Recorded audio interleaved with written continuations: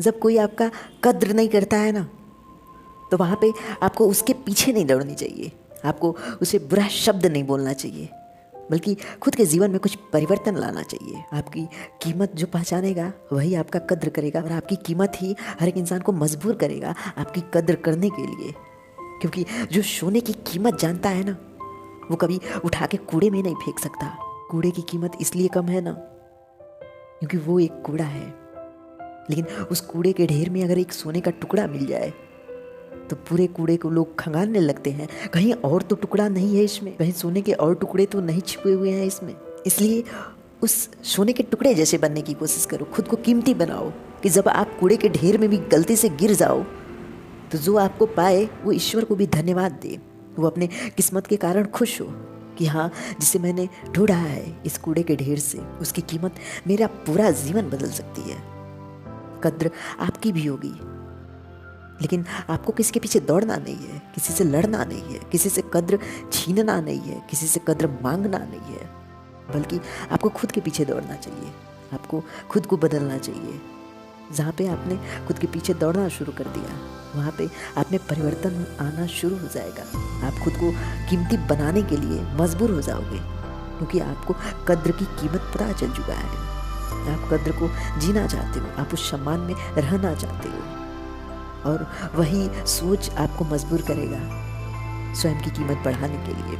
आप जितना कीमती रहोगे, जितना आप में उपयोगिता होगी, लोग आपको उतना ही ज़्यादा ढूंढेंगे। अगर वाइन की शॉप कहीं पे है तो लोगों को अगर कीचड़ लांघ के जाना पड़े ना, फिर भी लोग उस वाइन शॉप में ज़रूर जाते हैं, क्योंकि उसकी उपयोगिता बहुत है। वो एक नशा है, और जिसे उस नशा का लत लग जाता है, जिसे वो नशा नशे की तरह लग जाता है, वो इंसान फिर नहीं देखता कि क्या समुद्र, क्या नदी, क्या कीचड़ पार करके जाना है, मुझे वो चाहिए तो चाहिए।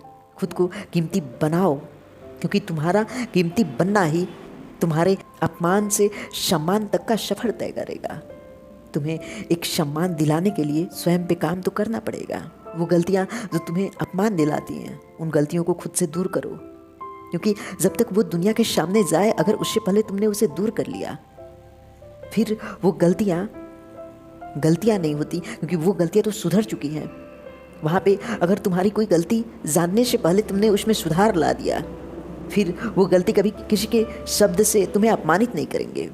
इसलिए तो लोगों को बताया जाता है कि एकांत में रहना सीखो। एकांत में जब आप रहते हो तो एक इंसान की कमी महसूस हो सकती है, किसी समय की कमी महसूस हो सकती है, लेकिन वहाँ पे आप स्वयं को समझते हो, आप देखते हो, अपने जीवन के बीते हुए पलों को दोहराते हो, और कहाँ पे आपने कौन सी गलती की है, इसे आप सुधारने की कोशिश करते हो कि आने वाले जीवन में आपसे कोई गलती ना हो, आने वाले जीवन में आप कुछ गलत न कर बैठो।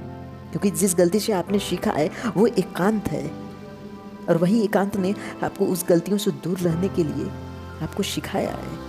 इसलिए अपनी उपयोगिता बढ़ाओ।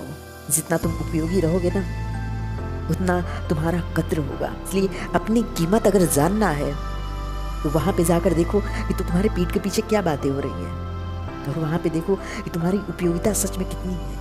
तुम्हारी जितनी ज़रूरत होगी तुम्हारा उतना कद्र होगा, तुमसे जितना लोग सीखेंगे तुम्हारा उतना सम्मान होगा।